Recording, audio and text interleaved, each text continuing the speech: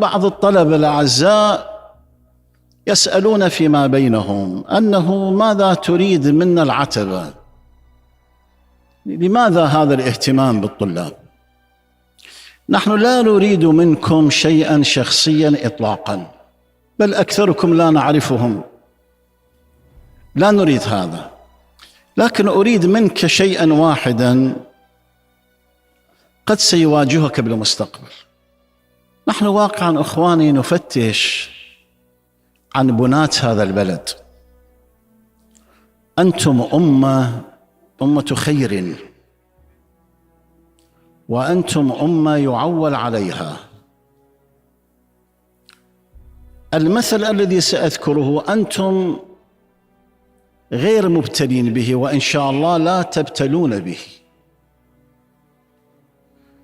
هذا المكان الذي قلنا سيبقى محفورا في ذاكرتك، أريدك فقط أن تتذكره عندما يحاول البعض أن يضعفك في تهديم البلد من خلال ما يصور لك الشيء الأعوج، يصور له هذا مستقيم.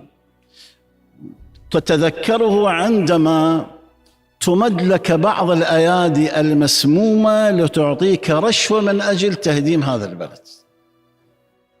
هذا الذي أريده منك. أريدك أن ترفض الباطل،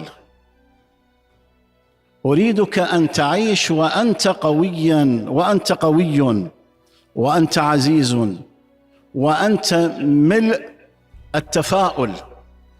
اليوم أنت طالب، تخرجت، غدا أنت ستبني البلد.